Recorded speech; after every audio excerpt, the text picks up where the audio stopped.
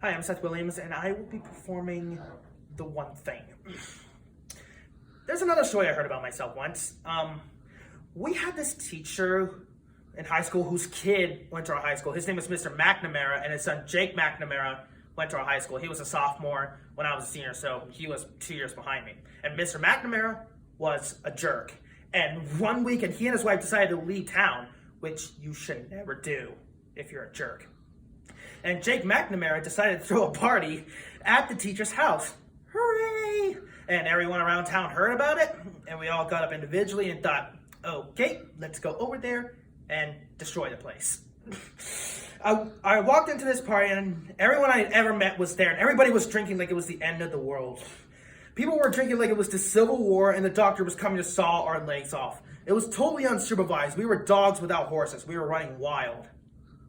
I walked down to the basement. They had a pool table in the basement. One dude took a running start and threw his body onto the pool table, then broke it in half. Another kid found out which room was Mr. McNamara's and went upstairs and took a crap on his computer. So the party was going great. So I'm standing there in the basement, and I'm holding a red cup you see in movies. And I'm standing there, and I'm holding a red cup, and I'm starting to black out. And I guess someone said something like, something, something, police. Then in a brilliant moment of word association, I yelled, screw the police! Screw the police! And then everybody else joined in. 100 drunk white children yelling, screw the police, with the confidence of those who had already been to jail and aren't afraid of it anymore. You know, like that, I said my nickel, you come and take me confidence. But white children. The reason someone had said something, something police was because the police were there. So a Chicago police officer made his way downstairs and got to the bottom of the basement, then looked out over a sea of drunk toddlers yelling, screw the police, in his face. But he was almost impressed. He's just like, wow. And then he leaned into his walkie-talkie and went, get the paddy wagon. Then my friend John, who's now a father, this man now has a baby, he grabbed a 40, smashed it on the ground, and yelled, scatter! Then everybody ran in different directions. We all ran in different directions. It was like that scene in Ratatouille when the humans come in the kitchen and then the rats scurry in different ways. We all ran in different directions. I ran into the laundry room, and then I jumped on top of the washing machine, and then I crawled through the back window, and I'm sprinting through the backyard. And as I'm running, I come across this big chain link fence, and I thought, I never climbed a fence that high before. And then I woke up at home.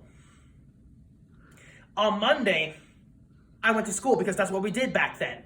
And as I'm entering the school building, who do I see but Jake McNamara? And he says, hey, were you at my party on Saturday? And I said, no, like a liar. Things really got out of hand. Someone broke the pool table. Someone took a crap on my dad's computer. But the worst thing, he says, the worst thing is somebody stole these antique photos of my grandmother, and my parents are freaking out about it. And then I had that thought that only blackout drunks and Steve Urkel can have. Did I do that? I figured, no, I wouldn't have done that, but I was never sure until 2 years later. Relax. So I'm with this kid named Alex. We'd known each other, and Alex, I also went to high school with, and 2 years later, we graduated by now. And we're playing video games, and after a couple of hours, he says, hey, come here. I want to show you something. And then he takes me to his bedroom, and then he takes me to a side room off of his bedroom. Never a good thing to have. And then he takes me into this tiny room that is covered wall to wall in stolen antique photos from other people's parties over the years. And I said, why? Why do you do this? Then Alex said, because it's the one thing you can't replace.